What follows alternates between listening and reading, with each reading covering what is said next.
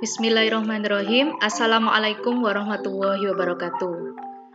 Baik, Bapak Ibu Guru sekalian, hari ini saya akan mengilustrasikan bagaimana merdeka belajar dalam paradigma pembelajaran baru.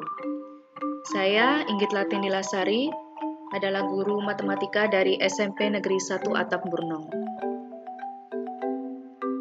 Nah, Bapak Ibu Guru sekalian, kita tahu bahwa selama ini kita selalu dituntut untuk menggunakan segala bentuk kurikulum yang telah ditetapkan oleh pemerintah, baik dari daerah dari Sabang maupun sampai Merauke. Kita harus menggunakan segala jenis instrumen atau peraturan yang telah ditetapkan dalam kurikulum, dan ini tentunya jika dari semua daerah diperlakukan sama. Contohnya misalkan di daerah Papua atau di daerah yang pedalaman, daerah 3T, tentunya hal itu akan mengalami kesulitan karena mereka harus bagaimanapun menyesuaikan dan mengkondisikan siswa bagaimanapun caranya agar sesuai dengan tuntutan kurikulum. Nah, dampak itu juga akan berpengaruh kepada siswa.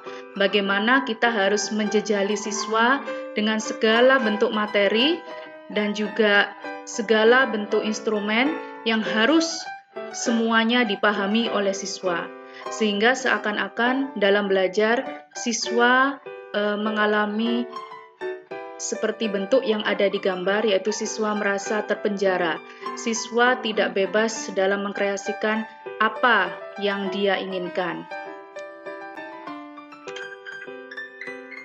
Nah, sebelum kita lanjutkan penjelasannya, marilah kita amati video berikut ini.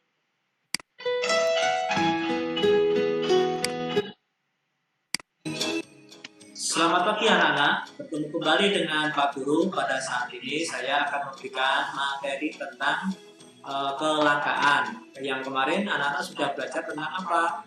Yaitu kebutuhan ekonomi.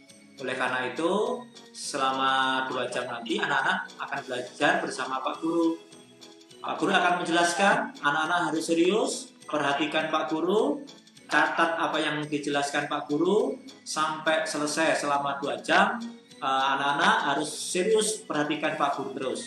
Nanti kalau ada anak-anak yang bermain sendiri, bicara sendiri, bikin gaduh, nanti anak-anak akan saya hukum, saya akan keluarkan dari kelas ini. Paham anak-anak? Kita mulai pelajaran ekonomi pada hari ini. Selamat pagi Pak Guru, maaf saya terlambat. Apa? Kamu terlambat terus? Kemarin terlambat, yang dulu terlambat. Setiap saya ngajar, kamu mesti terlambat. Dengan alasan macam-macam. Saya tidak mau tahu. Pokoknya, kalau Pak Guru ngajar, kamu harus tepat waktu. Saya tidak bisa menerima alasan kamu. Karena kamu selalu terlambat, dan terlambat, dan terlambat. Oleh karena itu, saat ini, kamu harus meninggalkan kelas ini. Tidak boleh masuk kelas ini dan belajar dengan teman-temanmu. Kamu harus meninggalkan kelas ini. Itu hukuman bagi kamu yang sering terlambat. Pak Guru tidak mau tahu alasan apapun. Kalau pelajaran Pak Guru, kamu harus tepat waktu belajar di kelas Pak Guru.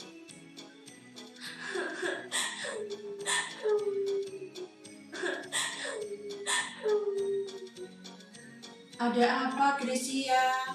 Kamu kok nangisnya sampai seperti itu? Saya dimarahi Pak Guru, tidak boleh masuk kelas. Oh, itu masalahnya. Kamu tidak boleh masuk ke kelas karena sering terlambat. Grecia, kamu harus bangun lebih pagi supaya tidak terlambat lagi. Dan kamu tidak boleh patah semangat. Kamu harus rajin belajar dan semangat belajar supaya orang tuamu bangga terhadap kamu. Masa depanmu ada di tanganmu, bukan di tangan siapa-siapa. Kemarahan Pak Guru jangan diambil diambil hati. Karena apa? Kemarahan Pak Guru menjadikan kamu motivasi untuk lebih semangat lagi belajar. Nah, sekarang hapus air matamu, tersenyum, masa depanmu ada di tanganmu. Oke, Gracia?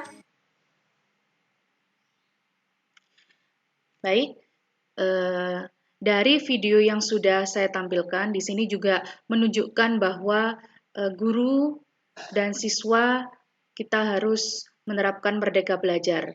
Dan dari sistem pembelajaran yang diterapkan di kelas ini, bahwa menjadi seorang guru adalah harus menjadi seorang guru yang bisa memberikan motivasi dan solusi serta kasih sayang kepada anak dalam belajar. Jadi anak sehingga merasa nyaman ketika belajar di dalam kelas.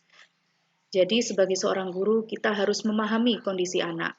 Karena kita tahu bahwa setiap anak itu unik dan mereka punya keunikan masing-masing dan juga mereka tentunya akan memiliki karakter-karakter yang berbeda. Dan disinilah seni guru dalam Merdeka Belajar adalah guru harus memahami karakter setiap siswa. Selamat pagi anak-anak. Nah, oleh karena itu, berarti memenjarakan siswa di sini adalah dilarang sesuai dengan paradigma pembelajaran baru. Jadi kita harus merdeka dalam belajar.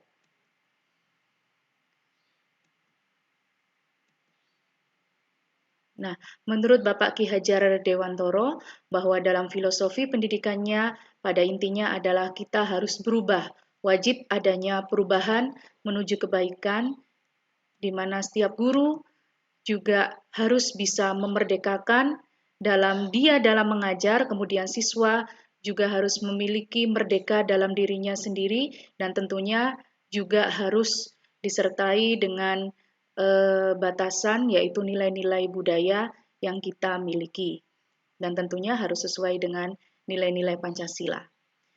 Menurut Ki Hajar Dewantoro, pendidikan yang memerdekakan itu menghasilkan 3 jenis karakter manusia. Yang pertama yaitu manusia yang mandiri. Kemudian yang kedua adalah menjadi manusia yang percaya diri. Dan yang ketiga adalah menjadi manusia yang kreatif dan inovatif. Dari apa yang sudah saya sampaikan, di sini bisa disimpulkan bahwa pendidikan di Indonesia tidak bisa terpisahkan dengan budaya. Oleh karena itu, dalam mempraktikkan Merdeka Belajar, kita juga harus mempertahankan karakter bangsa Indonesia yang mencerminkan nilai-nilai Pancasila.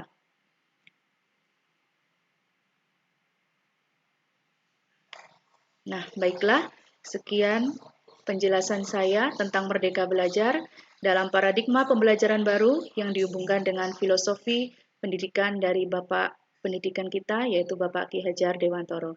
Terima kasih. Wassalamualaikum warahmatullahi wabarakatuh.